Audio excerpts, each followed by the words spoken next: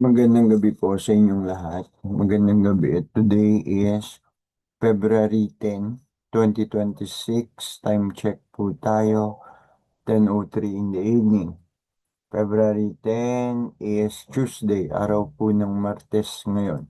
Matagal-tagal na rin namang hindi ako nakapag-record at hindi po nakapag-upload ng ating mga pag-aaral tungkol sa salita ng Diyos, yung ating ginagawa na Lectio Divina. Babalikan ko po muna itong Lectio Divina na nasabi ko na minsan. Ang Lectio Divina ay isang Latin na salita na tumutukoy sa pagbasa, mga pagbasang may kabanalan. Ibig sabihin, pag-aaral at pagbabasa ng mga bagay na banal dito sa ating mga Katoliko, pangunahin ang pagbabasa at pag-aaral ng salita ng Diyos, ng scriptures. So, Lectio Divina again is a Latin word for divine readings, spiritual readings, or holy readings.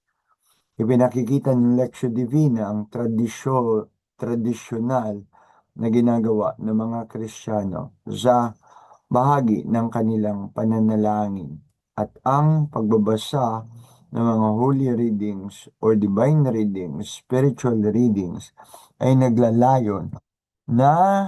naglalayon na tayo magkaroon ng pagkakaisa, communion, upang higit sa pagkakaisang ito, makilala pang higit ang Diyos. Sa mapaunlad ang ating kaalaman tungkol sa Diyos. To increase the knowledge of God.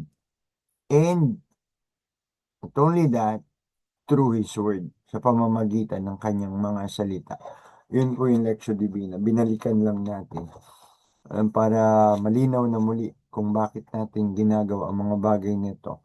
Nag-aaral tayo ng salita ng Diyos upang higit nating makilala ang Diyos at sa pagkilala natin sa Kanya, sa masigit nating pagkakakilala sa Kanya, sa pamamagitan ng pag-aaral ng Kanyang mga salita, higit sa lahat ang scriptures, makilala natin siya ng higit at sa pagkakilala ng higit, mapaglilingkuran natin siya ng mas maayos.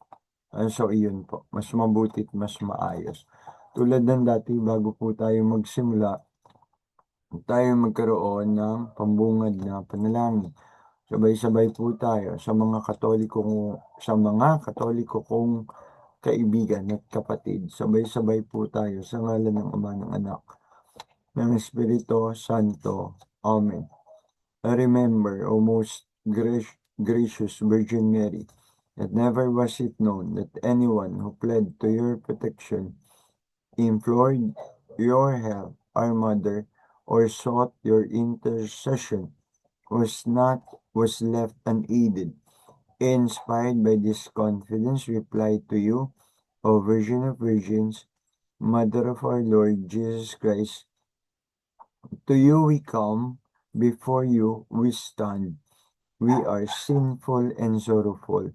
O Mother of the Word incarnate, Jesus, despise not our petitions, but in your mercy pray for us, hear us, and answer us. Glory be to the Father, and to the Son, and to the Holy Spirit, as it was the beginning, is now, and ever shall be, world without end. Amen. Sa ngalan ng Ama, ng Anak, ng Espiritu Santo. Amen. So, muli po, magandang gabi sa inyo. Mag-aaral na tayo muli. Upload ko na muli ito, recorded video, audio video, ng ating pag-aaral ng mga salita ng Diyos, holy readings, Lectio Divina, divine readings, and spiritual readings, holy readings. Tuloy na po tayo. So, ang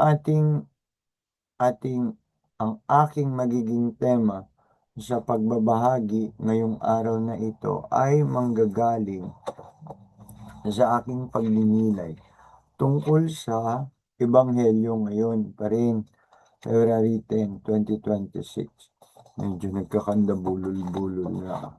Ay kung nagtagal na po kasi. Okay, nagtagal na po kasi na hindi ko ginawa. So tuloy na po tayo. So ano ang ating pagbasa para sa araw na ito? Ano ang ebanghelyo para sa araw na ito? Share screen po ako para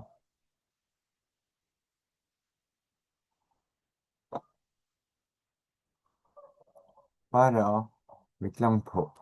Ano ba nangyayari?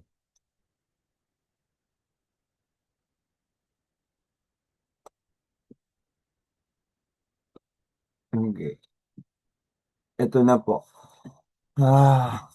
Sana'y nakikita nyo na yung aking screen. So, ang atin pong ebanghelyo ngayon, February 10, 2026, ay tumutukoy, ay nanggaling, is taken from the book of Saint Mark chapter 3, verse 1 to 13. Simula na po tayo. Ang pagpapahayag ng mabuting balita ng ating Panginoong Heso Kristo ayon kay San Marcos. Papuri sa iyo, Panginoong Heso Kristo. Lumapit kay Jesus ang mga Pariseo kasama ang ilang tagapagturo ng kautusan na galing pa sa Jerusalem. Nakita nila ang ilan sa mga alagad niya na kumakain ng marumi ang mga kamay dahil hindi nahugasan ayon sa kaugalian ng mga Hudyo. Sapagkat ang mga Hudyo, lalo na ang mga Pariseo, ay hindi kumakain hanggat hindi muna sila nakapaghuhugas ng kamay ayon sa kaugaliang minana nila mula sa kanilang mga ninuno. Hindi rin sila kumakain ng anumang galing sa palengke nang hindi muna ito hinuhugasan. Marami pa silang sinusunod na katuroang minana tulad ng paghuhugas ng mga tasa, pitsel, sidlang tanso at mga higaan. Kaya tinanong si Jesus ng mga Pariseo at ng mga tagapagturo ng kautusan, bakit hindi sumusunod ang mga alagad mo sa mga pagtuturo ng ating mga ninuno? Kumakain sila ng hindi man lamang nagugas ng kamay ayon sa kaugalian. Sinagot sila ni Jesus, mga mapagkunwari, mga ipokrito, tama nga ang sinabi ni Isaías tungkol sa inyo ng kanyang isulat, ang paggalang sa akin ng bayang ito ay pakunwari lamang sapagkat ito'y sa bibig at hindi sa puso bumubukal. Walang kabuluhan ang kanilang pagsamba sapagkat itinuturo nilang galing sa Diyos ang kanilang mga utos. Binabaliwala ninyo ang utos ng Diyos at ang sinusunod ninyo ay mga tradisyon ng tao. Sinabi pa ni Jesus, ang gagaling ninyo para lamang masunod ang inyong mga tradisyon, pinapawalang bisa ninyo ang utos ng Diyos. Halimbawa, iniutos ni Moises na igalang mo ang iyong ama at ina, at ang sino mang lumait sa kanyang ama o ina ay dapat patayin. Ngunit itinuturo naman ninyo na kapag sinabi ng isang tao sa kanyang ama o ina na ihandog ko na sa Diyos ang mga tulong ko sa inyo, ang taong iyon ay hindi na ninyo pinapatulong sa kanilang mga magulang. Sa gayong paraan, pinawawalang bisa ninyo ang salita ng Diyos sa pamamagitan ng mga itinuturo ninyo at marami pa kayong ginagawang katulad nito.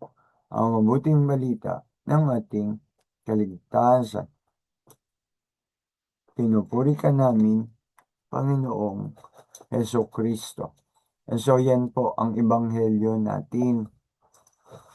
Lumapit kay Jesus ang ilang mga Pariseo kasama ang mga skriba, tagapagturo ng kautusan. Galing pa ang mga ito sa Jerusalem. Yan ang ebanghelyo natin. At sa paglapit nila kay Jesus, nakita rin nila ang ilan sa mga alagad ng Panginoon kumakain ng marumi ang mga kamay hindi nahugasan at ito'y labag ayon sa kaugalian ng mga Hudyo. Kaya ang nangyari, isa na namang paninita. Ngunit sumagot ang Panginoon sa kanilang paninita, mga mapagkunwari, mga ipokrito. Tama nga ang sinabi ni Isaías tungkol sa inyo. Ang kanyang isulat, ang paggalang sa akin ng bayang ito ay pakunwari lamang, hypocrisy, sapagkat ito'y sa bibig at hindi sa puso bumubukal. Yan ang nilalaman ng ating Ebanghelyo. And so another encounter with the scribes and the Pharisees. So ano po ang aking masasabi tungkol dyan? Ang masabihang, wait lang po, ang masabihan na ikaw ay hipokrito. Ang masabihan na ikaw ay hipokrita o mapagkunwari ay isang bagay na masakit sa loob, masakit sa damdamin, lalo na kung isa kang klase ng taong pusong mamon, balat sibuyas ka, okay? Hipokrita ka, mapagkunwari ka. At pagkatapos, ikaw ay pusong mamon, maramdamin, balat sibuyas. Masakit talaga yan. At higit itong masakit, mas lalong masakit kung ito'y totoo. Kung ito'y totoo. Kung sasabihin mo ang isang tao ng kanyang pagkukulang, ikaw, sabihan mo ko ng aking pagkukulang. Masakit ito. Pero ito'y isang klase ng sakit na makapagtutuwid. Tulad ng gulay na ampalaya. Yan ay mapait, masakit. Pero pag iyong kinain o kinakain mo yan, ampalaya, bagamat ito'y mapait, anong sabi? Ito'y nakabubuti sa kalusugan. Nakabubuti sa kalusugan. So kahit mapait, dahil may mabuting bunga, ginagawa ng marami, kumakain ng gulay, kasama ang mga ampalaya. So, ang masabihang mapagkunwari, bagay na masakit. Pero, kapag yung salita na yan, hipokrita, mapagkunwari, galing sa isang kaibigan, tapat na kaibigan, tanggapin mo rin naman. Ang problema, kapag sinasabihan ka ng iyong mga kasama at kaibigan tungkol sa isang bagay na iyong pagkukulang, hindi mo matanggap, napipikon ka pa. Diba? Sabi, tapat ang sugat na dulot ng tunay na kaibigan. Ang tunay na kaibigan, hindi kanyan ito-tolerate sa iyong pagkakamali. Sabihin niyan sa iyo, nadadalas na ang pag-iinom mo ng alak. Okay? Ang mga pagkagungon mo sa bisyo, kaibigan, kapatid, wag naman. Okay, wag naman. Makasasama yan sa iyo. Okay? Nagiging talamak ka na sa iyong bisyo. So, masakit. Pwede mo isipin, bakit ba buhay ko to? Bakit mo ako pakikialaman? Pwede mo sagutin na ganun ang kaibigan mo. Pero kung titignan mo yung mas malalim na dahilan ng pagsasabi niya, yun ay pagtutuwid sa iyo. Ayun ay malasakit pa rin. Okay? Masakit kung sa masakit, mapait kung sa mapait. Kung yan naman ay katotohanan, kahit mapait, pagsikapan mo pa rin malunok. Madali din namang sabihin ng mapagkunwari kung ito ay pinatutungkol natin sa ibang tao. Yung turo ka ng turo, tukoy ka ng tukoy sa mga pagkakamali ng iba. Hindi ba mas madaling magturo ng pagkakamali o kasalanan ng iba? Hindi ba? Kaysa tukuyin natin ang ating mga sariling pagkukulang o kasalanan. Ikaw ganyan. Ikaw disrespectful. Ikaw disobedient. Ikaw ganito, ganyan. Ikaw taksil ka sa iyong kasintahan. Ikaw. Puro panunurong ikaw. Pero, tignan mo ang iyong sarili. Ikaw din ba'y naging taksil? Ikaw din ba'y naging disobedient? Ikaw din ba'y naging disrespectful? Bakit mo sinisita, ginagawa ng issue ang pagkukulang ng iyong kapwa, samantalang ikaw sa iyong sarili, ang sarili mong puwing sa mata, hindi mo asikasuhin, hindi mo sitahin. Ayusin mo ang sarili mo para kung manita ka man na pagkukulang ng iba, hindi yan babalik sa'yo. Sabihin mo sa akin, magmahal at rumespeto sa magulang. Ikaw ba? May respeto ka ba at pagmamahal sa magulang mo? So, pwede yan bumalik sa'yo. Pwede yan bumalik sa'yo. Parang mirror image. Mirror image. Okay? Alisin mo muna ang sarili mong puwing sa mata upang mas maging epektibo ka sa pag-aalis ng puwing ng ibang tao, ng iyong kapwa, sa sarili nilang mata. Okay? Tignan mo, saliksikin mo muna ang iyong sarili. Pag sinabi mo ang isang tao at tinuro mo, hambog, tinuro mo, hambog ka. Teka muna, ikaw ba naman? Hindi. Ikaw ba naman? Hindi. So, madaling magturo ng tumukoy tungkol sa mga pagkukulang, kasalanan ng iba. Ngayon, kahit na masabihang ipokrito ka o ipokrita ka, kahit masabihan kang mapagkunwari ka, okay, at ito'y may katotohanan, hindi naman natin maamin o tanggapin. Totoo na ang sinasabi sa atin. Tinuro niya tayo, sinabi niya sa atin, hambog ka. Hambog ka. May katotohanan. Hindi naman natin maamin o hindi naman natin tanggapin. Isipin na lang natin, offended ako. I am offended. Ang sinabi mo, I am greatly offended. Ang sinabi mo. Hindi natin tanggapin. Kahit totoo naman yung kanyang assessment. Mayabang. Mayabang kasi tayo.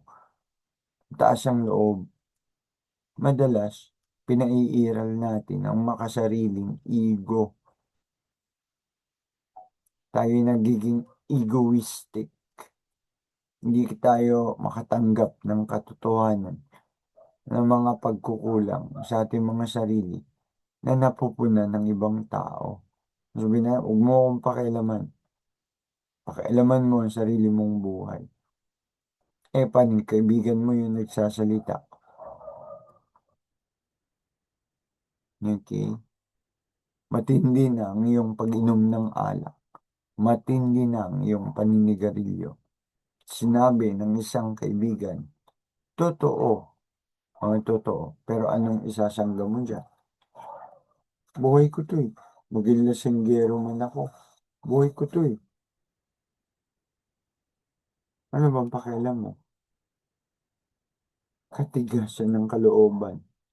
Katigasan ng puso. At nagpapalusot, nagtuturo pa tayo na masigit namang makasalanan ng iba. San Miglite lang naman ito. San Miglite. Sila nga doon. Litro-litro ng mga hard alcoholic drinks. Ganun. Nagpapalusot. Nagtuturo. Pag sinabi, ang yabang mo, ikaw, siya, sila nga, ganito, ganyan. So, i-divert mo, ang pagtukoy sa iyong pagkakamali. Sila punahin mo. Ganun. Ganun ang dating. Ganun ang dating mo. Huwag mo akong pakialaman dito, sarili kong buhay ito. Hindi ka na nakikinig. At kahit tama yung iyong narinig, kahit makatwiran yung iyong narinig, ano yung sasalubong mo? Huwag mo akong pakialaman. Buhay ko to eh. Alam mo, baka rin nagmamalasakit lang siya sa'yo eh. Hindi ka niya iniinsulto, hindi ka niya inihiya, nagsasabi lang siya ng totoo. Baka nagsasabi siya ng totoo dahil may malasakit siya sa iyo. So, parang talaga ganun. Ito kasalanan ko eh. Eh siya nga eh, ganito. Okay. Ito kasalanan ko. Eh siya nga eh. Mas masahol pa dito eh. Siya nga eh, ganito. So, ginagawa nating panangga, i-shield ang kasalanan ng iba para sa ating mga sariling kasalanan. Makapagpalusot lang.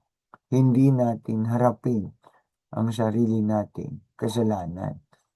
At itinuturo natin ang iba, ginagamit natin itong shield o panangga para hindi tayo maidiin sa ating mga sariling pagkukulang at kasalanan.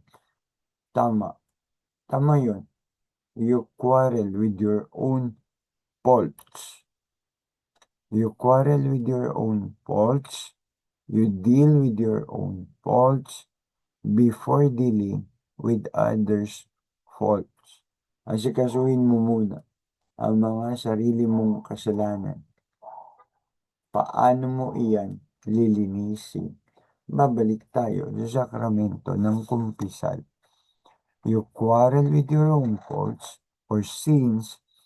You deal with your own faults or sins before dealing with others' faults or sin. Walisin mo ang sarili mong bakuran. Walisin mo ang sarili mong bakuran bago mo tukuyin ang mga basura ng iyong mga kapitbahay, your neighbor, ng iyong kapwa. Nabubulag ka, nabubulag tayo. Natutukoy natin ang mga kasalanan ng ibang tao, samantalang ating mga sariling kasalanan ay hindi natin harapin, hindi natin asikasuhin. So, marumi ka sa iyong sarili o puno ka ng kasalanan at pagkatapos kahit alam mo sa iyong sarili na ikaw ay makasalanan, ang ginagawa mo, hindi mo hinaharap. At pag sinabihan kang mali yata yan, ituturo mo ang iba. Eh sila nga ganun. Okay? Harapin mo. Ikaw huwag kang makialam sa akin, buhay ko to. Sige, buhay mo yan. Kasi ako nasabi ko na ang dapat sabihin. Nabubulagan tayo kalimitan sa mga kasalanan ng ibang tao. At again, samantalang ang sarili nating mga kasalanan, hindi natin tukuyin o harapin. Wala tayong mindfulness, wala tayong awareness sa ating mga sarili. Wala tayong self-awareness, wala tayong mindfulness tungkol sa ating sarili. So, babalik tayo sa katigasan ng ating mga puso. Narinig natin ang tama't makatwiran, ngunit hindi natin nga matanggap, kaya nagbabalik tayo, nagpapakunwari, pagbabalat kayong panlabas. Ang ipinakikita, puting-puti na parang nicho sa labas, ngunit ang loob ay nabubulok. Nangangalikasaw tulad ng isang bangkay. tama't makatwiran, ngunit hindi natin nga matanggap. Kaya naman, pagbabalat kayo, pagkukunwari, pagbabalat kayong panlabas, ngunit ang loob ay umaalingasaw at bulok, hypocrisy, lagi na lang galit ang Panginoong Diyos sa mga mapagkunwari. Ayaw ng Diyos ng mapagkunwari. Mariin si Jesus. Kayo'y mga mapagkunwari. Kayo'y mga ipokrito. Ang sabi ni Jesus. Ang sino ang nagbigay balita sa inyo, nakaamba na ang palakol sa puno, ito'y puputulin na. Tapos, malapit kayo para magpabinyag. Natakot lang kayo sa parusa, pero ang pagkilala ng pagbalik wala sa inyo. Okay? Pagbabalat kayong panlabas, ulit, ngunit ang loob ay umaalingasaw at bulok. Hypocrisy. Ayaw ni Jesus niyan. Paiyak-iyak, paiyak-iyak. Pero ang mga pag-iyak-iyak, palsipikado, pineke. Totoo ba sa loob mo? Totoo ba sa loob natin ang mga pagsisisi natin? O isa lang itong, again, pagpapanggap? Isa pa rin itong hypocrisy. Isa pa rin pagkukunwari. Paiyak-iyak. Pero ang mga pag-iyak, palsipikado, hindi totoo. Tanong na, totoo ba sa loob mo na ikaw ay nagsisisi? Totoo ba sa loob mo na siya ay sinasamba mo sa espiritu at katotohanan? O isa nga lang siyang pagpapanggap? Isa lang siyang pagpapanggap. A show. Only as a show. That is mababaw. That is skin deep. Hungkag. Mababaw, skin deep, hungkag na relasyon sa Diyos. So, huwag nating bigyang emphasis ang panlabas. Ang pinakahigit na mas mahalaga dyan ay ang nilalaman ng ating mga puso. Ganyan ba tayo? Ganyan ka ba sa iyong relasyon sa Diyos? Ikaw lang ang tunay na makasasagot niyan. Kapatid, kaibigan sa iyong sarili. Hipokrito ka ba? Skin deep, mababaw at tungkag ang iyong relasyon sa Diyos. Sinusubukan, ginagawa mong lokohin siya. Nagpapanggap ka ng paiyak-iyak ka, pero mga pag-iyak na hindi naman totoo. Kita niya yan. Kita niya yan. Maluloko mo ba siya? So kung ganyan ka, kung ganyan ako, kung ganyan tayo, sa harap ng Diyos, tayo lang nakaalam ng bagay na yan. Tayo lang talaga nakakaalam sa katotohanan ng bagay na yan. Totoo ba na ikaw ay nagsisisi na ng lubusan sa iyong mga naging kasalanan? O puno ka pa rin ng pagpapanggap at pagkukunwari? Malaking panganib sa tao ang mga pagkabulag dahil sa mga pagpapanggap. Hypocrisy, malaking panganib yan kung ikaw ay taong ipokrito o ipokrita. Malaking panganib. Malaking panganib dahil ayaw nga yan ng Panginoong Diyos. Sabi sa tulang desiderata, Do not feign love. Do not feign love. Huwag mong palsipikahin ang pag-ibig mo sa Diyos at pag-ibig mo sa kapwa. Do not feign love. Do not be untruthful about love. And so, the positive side, the negative side, do not feign love. Huwag mong lukoy ng pag-ibig. The positive side, pag umibig ka, higit sa lahat, maging totoo ka sa iyong pag-ibig. Pag sinabi mong mahal mo, walang anumang halo man siya ng panloloko. Huwag mong palsipikahin ang pag-ibig. Ang pag-ibig mo sa Diyos, ang pag-ibig mo sa iyong kapwa. Basta, pag-ibig. Huwag mong palsipikahin ang pag-ibig. Kung sasabihin mong iniibig mo ang Diyos, huwag kang humarap sa Kanya ng may bahid ng anumang panlilinlang. Dahil kailan mo naman ba siya malilinlang? Maluloko mo ba ang Diyos? And so, marami ang hypocrites. Marami ang self-righteous. Marami talaga. Sabihin, palagi ang nagbabasa ng Biblia.